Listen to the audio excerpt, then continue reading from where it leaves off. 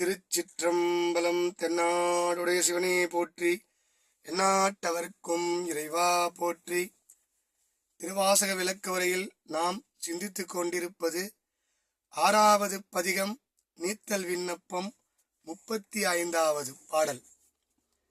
பரம்பரனே நின் பழ அடியாரோடு என் படிறு விரும்பரனே விட்டிடுதி கண்டாய், மென் முயற்கரையின் அரும்பர நேர் வைத்து அணிந்தாய், பிறவி ஐவாய் அரவம் பொறும் பெருமான் வினையேன் மனம் அஞ்சி பொதும்பு உறவே அப்படின்னு பாடியிருப்பார்.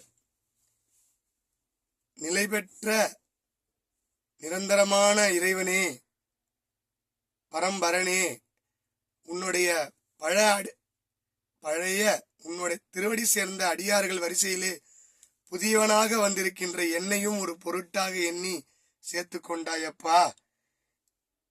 என்னை விரும்பி ஏத்துக்கிட்டியப்பா, விட்டுட்டு போயிடாத.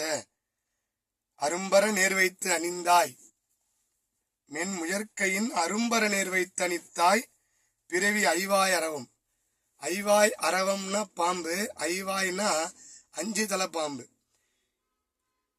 பல தெய்வங்கள் இந்த 5 தலை பாம்பை ஏன் மேல தலையில வச்சிருக்காங்கன்னு கேட்டீங்கன்னா, பஞ்சபூதங்கள், ஐம்புலன்கள், இப்படி நமக்குள்ளே உள்ளிருக்கின்ற அந்த ஐம்புலன்களையும் அடக்கி, அப்படி அந்த பஞ்சபூதங்களை அடக்குகின்ற அந்த சின்னத்துக்காகத்தான் அந்த 5 பாம்பு எல்லா கடவுள் தலையிலயும் இருக்கு.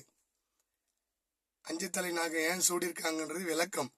அந்த பாம்பையும் அரவத்தையும் மதி, இளம் மதி, அந்த குளிர்மையான சந்திரனை ஒருபட, எல்லா தன்மையும் ஒருபட வைத்திருக்கின்ற இறைவனே, என்னை விட்டுட்டு போயிடாதவா. பொறும்பெருமான் வினையேன் மனம் அஞ்சி பொதும்புறவே. இப்படி என்னையும் இந்த அடியார்கள் வரிசையில என்னையும் ஒரு பொருட்டா எண்ணி என்னையும் உன் திருவடியில சேர்த்தையப்பா, விட்டுட்டு போயிடாத. மறுபடியும் எனக்கு பிறப்பு வேண்டாம்.